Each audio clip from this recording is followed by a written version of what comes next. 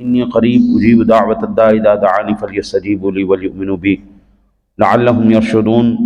اور پیارے محبوب، جب آپ سے سوال کریں میرے بندے میرے بارے میں تو میں قریب ہوں اور دعا قبول کرتا ہوں دعا کرنے والے کی جب وہ دعا کرے، لہٰذا ان کو چاہیے کہ یہ میرا حکم مانیں، مجھ پر ایمان لائیں تاکہ ہدایت پائیں۔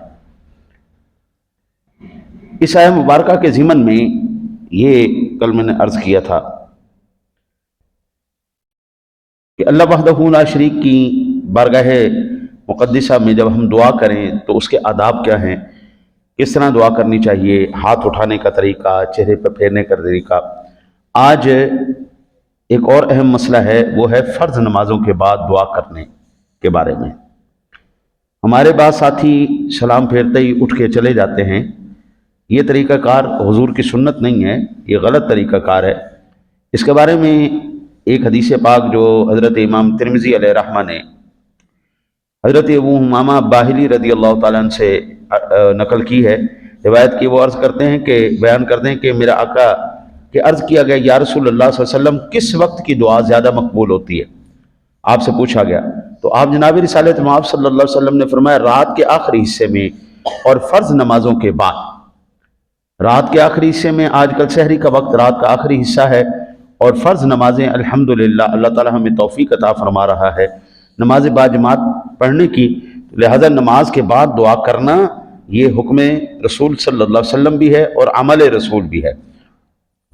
اسی ضمن میں جامع ترمذی شریف کی ایک اور روایت ہے، حضرت سعد رضی اللہ تعالیٰ بیان کرتے ہیں کہ رسول اللہ صلی اللہ علیہ وسلم کی ذات گرامی نماز کے بعد ان کلمات سے اللہ تعالیٰ کی پناہ چاہتے تھے۔ میرے آقا جی علیہ نبینا علیہ الصلوۃ والسلام ان کلمات سے اللہ کی پناہ چاہتے تھے، اے اللہ میں بزدلی سے تیری پناہ میں آتا ہوں، میں بخل سے تیری پناہ میں آتا ہوں، میں ارذل العمر سے تیری پناہ میں آتا ہوں، اور دنیا کے فتنے اور عذاب قبر سے تیری پناہ میں آتا ہوں۔ رسول اکرم صلی اللہ علیہ وسلم کا اپنا معمول مبارک کیا تھا؟ فرض نمازوں کے بعد آپ دعا فرماتے بزدلی سے، بخل سے اور ارذل عمر، کہتے ہیں ایسا بڑھاپا جو انسان کو رسوا کروا دے، ایسا بڑھاپا جو انسان کو محتاج بنا دے، ایسا بڑھاپا جس میں انسان حاجت کرنے سے بھی اور ان چیزوں سے بھی بندہ عاجز آ جائے، ایسے بڑھاپے سے حضور نے پناہ مانگی ہے۔ یا اللہ ایسا بڑھاپا نہ دینا۔ میرے والد گرامی رحمۃ اللہ تعالیٰ علیہ اکثر دعا فرماتے تھے، یا اللہ صحت و سلامتی والی چلتے پھرتی موت عطا فرمانا، یا اللہ کسی کا محتاج کر کے نہ مارنا۔ محتاجی کی بڑی مشکل زندگی ہے۔ میرے آقا جی علیہ الصلوۃ والسلام نے پھر دنیا کے فتنے سے بھی پناہ مانگی اور عذاب قبر سے بھی پناہ مانگی۔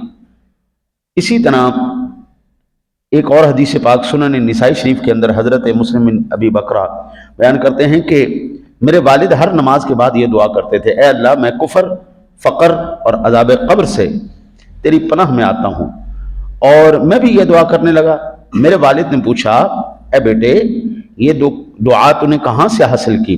یہ دعا کرتا ہے کس کو تو نے سن کر شروع کی ہے کرنا؟ تو اس نے کہا کہ جناب میں نے یہ آپ سے ہی دعا سن کے میں نے دعا کرنا شروع کی ہے۔ تو انہوں نے کہا کہ میں نے رسول اکرم صلی اللہ علیہ وسلم کو نماز کے بعد یہ دعا کرتے ہوئے سنا تو میں نے حضور کی دعا کو پڑھنا شروع کیا، لہذا میرا بچہ تو نے بالکل صحیح کام کیا، وہ دعا کی۔ یاد رکھیے کفر، فقر جو ہے، فقر سادہ لفظوں میں غریبی اور غربت انسان کو کفر کے برابر کفر کے پاس لے جاتی ہے۔ مثلا جو بندہ غریب ہے نا جی، رزق تو دینے والا اللہ کی ذات ہے، تو وہ اکثر کہتا ہے جی یہ غریبی ساڈے ہی قسمت ہے لکھی سی، امیراں نوں انہیں پیسے مل گئے تھے سانوں ملے ہی کچھ نہیں۔ بھئی تقسیم میرے رب کی ہے، جس کو چاہتا ہے جب چاہتا ہے جتنا چاہتا ہے عطا فرما دیتا ہے، اس میں کسی کے اپنا کوئی کمال ہے ہی کوئی نہیں، یہ رب کی عطا ہوتی ہے۔ ان پڑھوں کو اتنا عطا فرما دیتا ہے کہ بندہ پاگل ہو جاتا ہے، ان پڑھوں کو اتنا، پڑھے لکھے ان پڑھوں کے نوکر بنا دیتا ہے، پڑھے لکھے ان پڑھوں کے امیروں کے وہ نوکر ہوتے ہیں، فیکٹریوں کے مالک جتنے، کوئی سکول نہ، کوئی کالجاں، کوئی یونیورسٹی نہیں گئے، فیکٹریوں کے مالک ہیں، सोसाइटियों के मालिक हैं, और MA किए हुए, PhD किए हुए उनके मुलाजिम होते हैं। ये मेरे रब की तकसीम होती है जिसको चाहे। तो अल्लाह ताला से हुजूर ने फ़क्र से भी पनाह मांगी, या अल्लाह फ़क्र से भी, कुफर से भी तेरी पनाह मांगता हूँ। और इसी तरह हज़रत अबू बकर बिन अबू मूसा बयान करते हैं कि हज़रत अबू मूसा अशरी रज़ी अल्लाह ताला जब नमाज से फारिग होते तो ये दुआ करते, अल्लाह मेरे गुनाह को बख्श दे, मेरे मामले को आसान कर और मेरे रिज़्क़ में बरकत अता फरमा। ये मुसन्नफ़ अब्दुल रज़्ज़ाक़ की ये हदीस पाक है। यहाँ से पता चला कि न सिर्फ हुजूर सरवर दो आलम सल्लल्लाहु अलैहि वसल्लम फ़र्ज़ नमाज़ों के बाद दुआ फरमाते थे, बल्कि हुजूर के सहाबा का भी यही अमल था, हुजूर का तरीक़ाकार भी और सहाबा का। और फिर हमारा एक और तरीक़ाकार है कि हम सलाम फेरने के बाद ज़िक्र भी करते हैं बुलंद आवाज़ से। हम सलाम फेरने के बाद अहले सुन्नत ज़िक्र भी करते हैं, और ये मुसन्नफ़ ही की हदीस पाक है।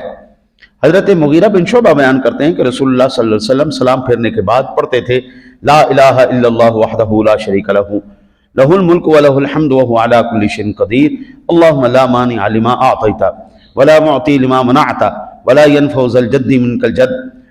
ये रसूल अकरम सल्लल्लाहु अलैहि वसल्लम बुलंद आवाज़ से ज़िक्र फरमाया करते थे।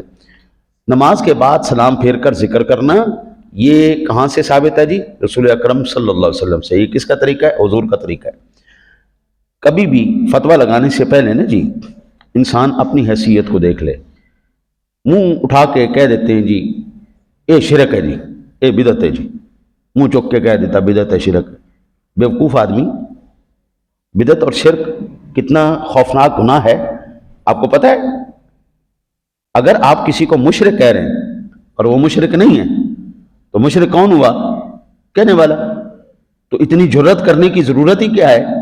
जब आपको पता ही नहीं है एक बात के बारे में, तो सीधा कह दो अल्लाह व रसूल आलम, अल्लाह और उसके रसूल जाने, सीधी बात कह दे अल्लाह व रसूल आलम। भाई इस दुनिया के अंदर कोई भी जो है ना 100% कामिल नहीं होता।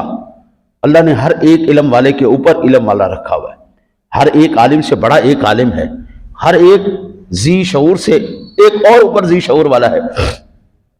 हजरत अबू जुबैर बयान करते हैं कि बल्कि हज़रत अब्दुल्ला बिन उमर रज़ियल्लाहु तआला अन्हु बयान करते हैं, ये भी मुसन्नफ़ की हदीस पाक है, रसूलुल्लाह सल्लल्लाहु अलैहि वसल्लम नमाज के बाद फरमाते अल्लाहुम्मा अंतस्सलाम व मिनकस्सलाम तबारकता या ज़ल जलाली वल इकराम।